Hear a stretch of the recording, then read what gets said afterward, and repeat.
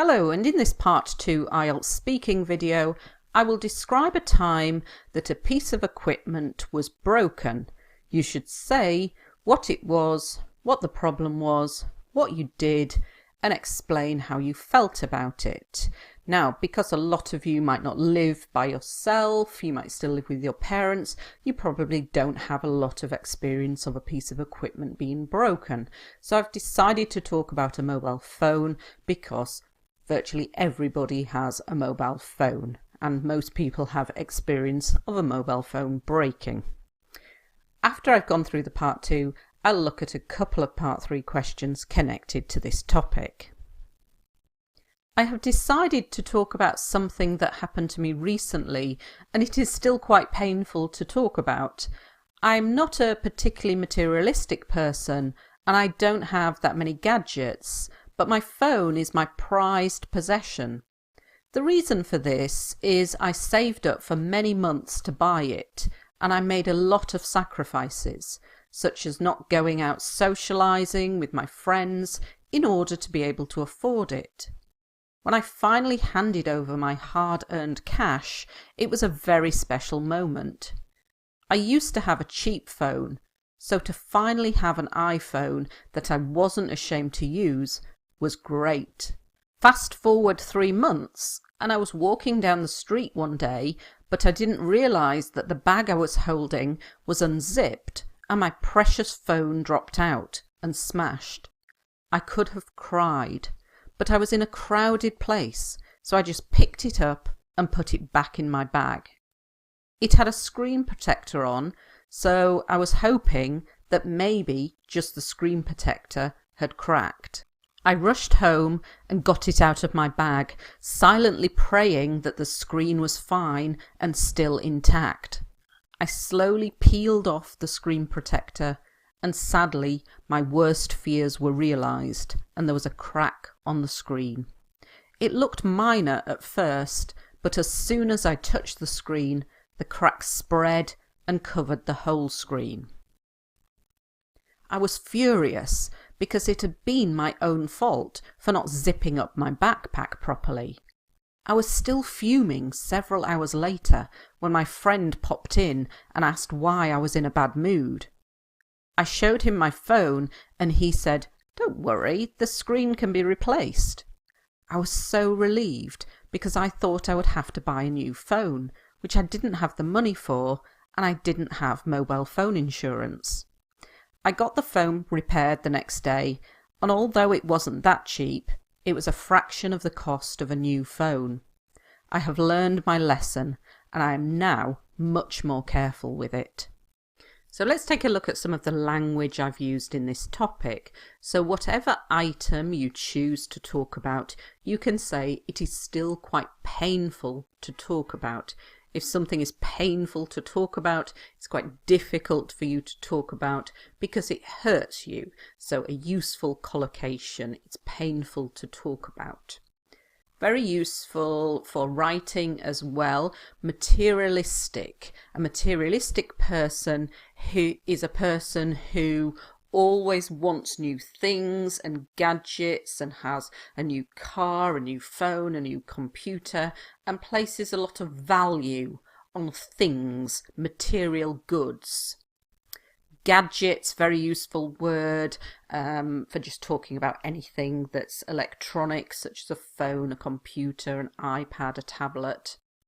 My prized possession, my treasured possession. It's something that is of great value to you. It might not just be monetary value. It can have value because it was given to you by somebody important. So a prized possession or a treasured possession. To make a lot of sacrifices or to make a sacrifice means to not do something in order to do something else. So I didn't go out socialising, I didn't go out spending time with my friends, and this was a sacrifice. I gave up that pleasure and I saved the money to be able to afford to have enough money to buy the phone. When I handed over, when I gave my hard-earned cash.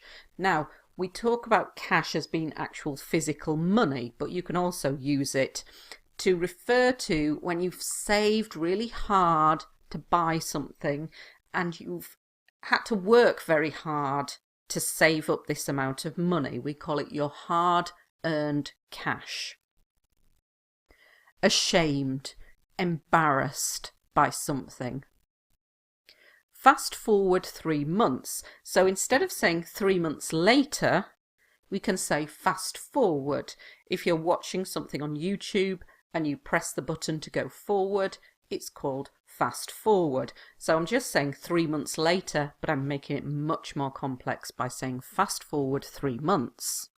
And we've got some very good grammar. I was walking, I was holding. Unzipped. On a bag, such as this one here, this is the zip. There's a big one there and there's a smaller one here. So the noun is the zip and we use a verb to unzip.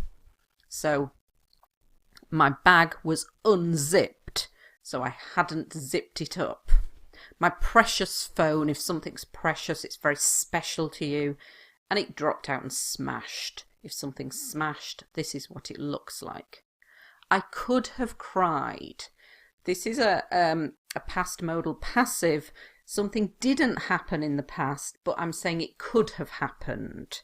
I didn't cry because I was in a crowded place, but I felt like crying. I could have cried. A screen protector, this is what we put over the screen. It's a piece of plastic or sometimes glass, and it protects the screen. And the screen protector had cracked, like this.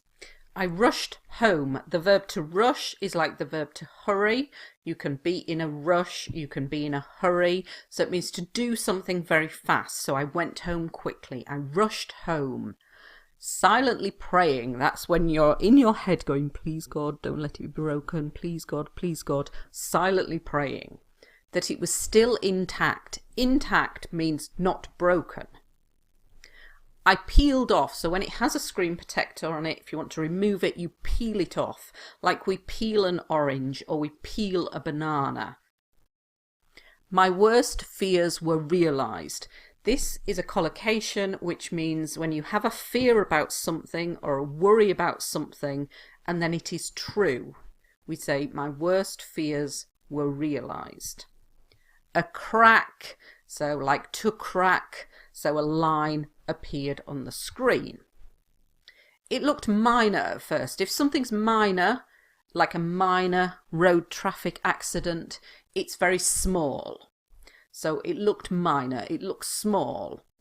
But as soon as I touched the screen, the cracks spread. And this is what cracks do. They get bigger.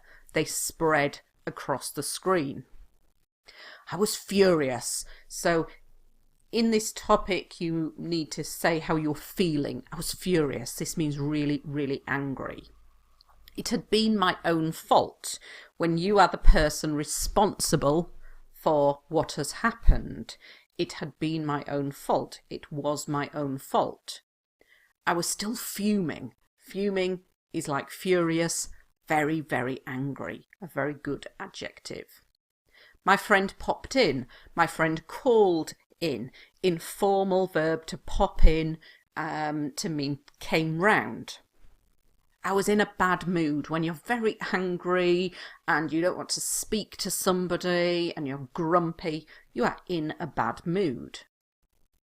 The screen can be replaced, so you can use passives here, modal passives, can be replaced, can be changed. I was relieved, so when you're worried about something and then you're like, oh, thank goodness, you are relieved. Mobile phone insurance, this is what you can buy to insure your phone. So if there is a problem with it or you lose it or it's stolen, the insurance company will get you another one. It was a fraction of the cost. So I'm not saying exactly how much it was, but if I say it was a fraction of, it means it's a small amount. I have learned my lesson. So when we do something, usually do something wrong and we learn from it, we say, you've learnt your lesson. So I've learnt my lesson. So there's quite a lot of good vocabulary and grammar in this topic, and if you get this topic I would recommend using your mobile phone, because there's certainly a lot more that you can talk about than if your washing machine is broken, for example.